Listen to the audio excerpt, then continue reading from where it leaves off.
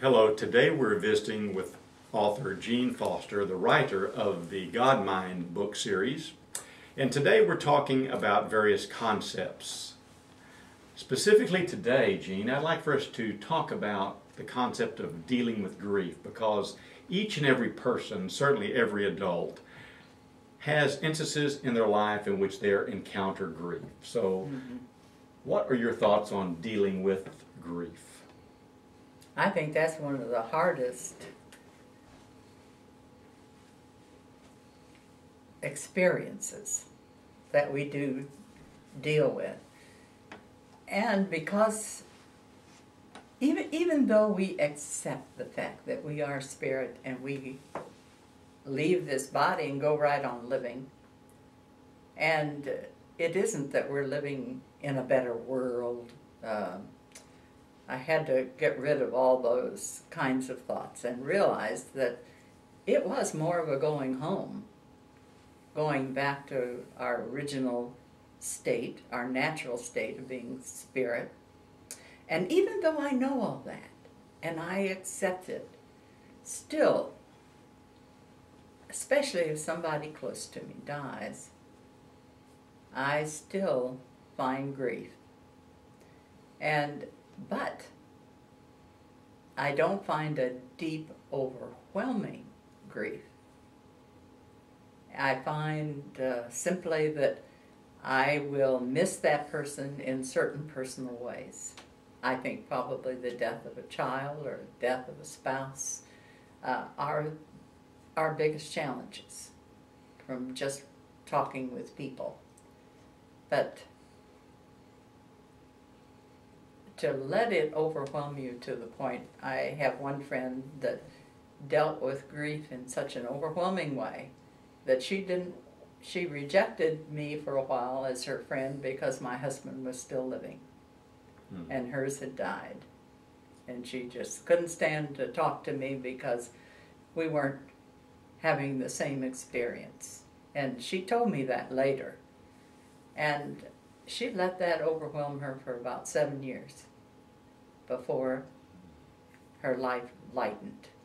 And that's a long time to deal with grief. It's a great waste of energy and all. But when we accept death as natural, death is a passage of life. We don't cry when babies are born. Well, we may cry out of happiness when a baby is born. But it's a joyous thing when a baby is born. And when somebody leaves, there's seldom joy expressed. Have you ever thought about that? We don't say, wonderful. Somehow, when I used now and then would see on television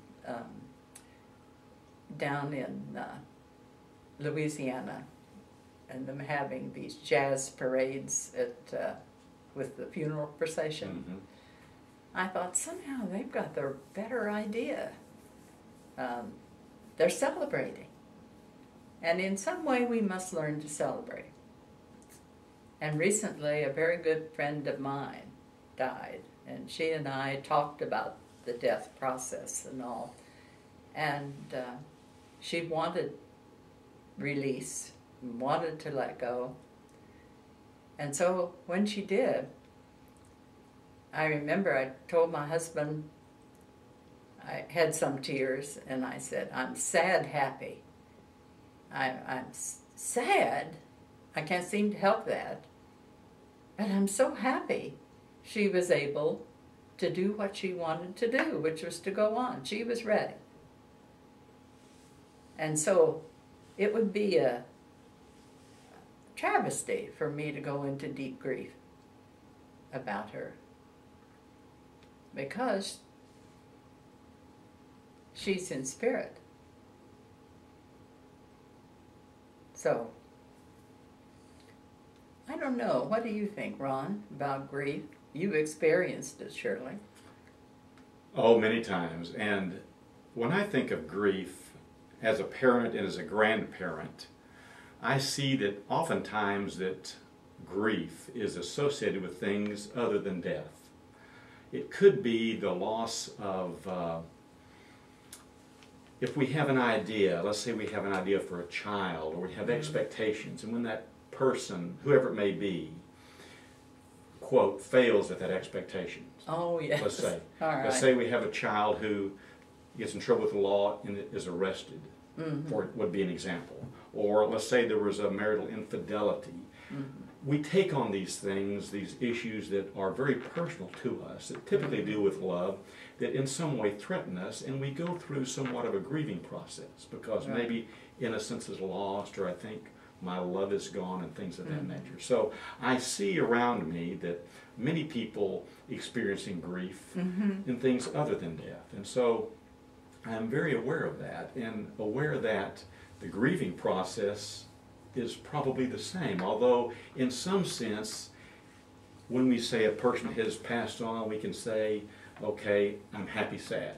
And yet, if I'm dealing with a situation with a friend or a child, then that situation continues.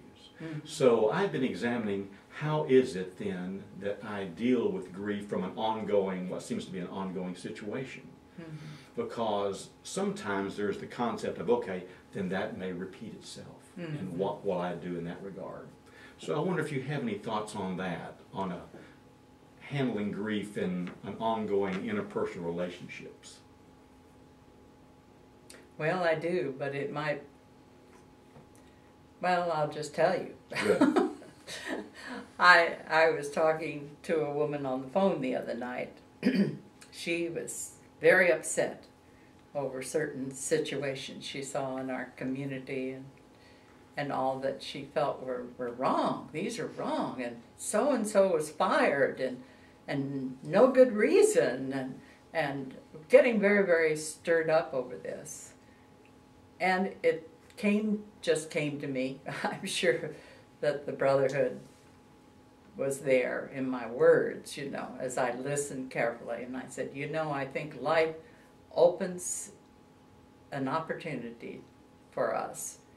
And that opportunity may lead us here or there or someplace else to do something good in this situation. And I said to her, but you're not in that situation. You're standing aside and grieving over something that's happened to somebody else over which you're not involved and cannot change. And I said, but life has led you other places where you could be of help. And so I believe that's our path. And so even if a child seems to be going astray, you do everything you can to pull that child back because of that you love them so much. But at some point you let go and you say, now it's up to you. I've done what I can, and so my path, I can feel it pulling away and pulling away, that it's not for me to try to affect a change in that respect. And I believe that we have responsibilities, but not a responsibility for everything. It's whatever we are led, whatever life leads us to do. And if it's to stay with a friend who's dying, you do that. If it's to work with a child who needs some kind of help, you do that because you're there and life has led you there to that responsibility. Rather than try to take on the whole world and sit here and agonize over Afghanistan or Iraq or any of the other places in the world that are erupting. I must do what life has led me to do. And I find peace with that. Which is what we seek, is the peace. Right. Earlier we had talked about expanding our concept of God, and within my particular world I find that that's related. That as I can embrace that concept of God and goodness, that God brings goodness into my life, and the fact that as I have proven to myself time and time again that I don't know how things are going to turn out. And so if there's a situation that seems to be bad, that oftentimes 5 years down the road you look back and say that was a real turning point in that person's life. And so over the years I've observed that in fact that I don't know, and if I can, with an expanded concept of God, relax, find the peace, disengage, and the concept of trust and faith, move ahead to do the things, as you say, that I can do, that I can be positive about.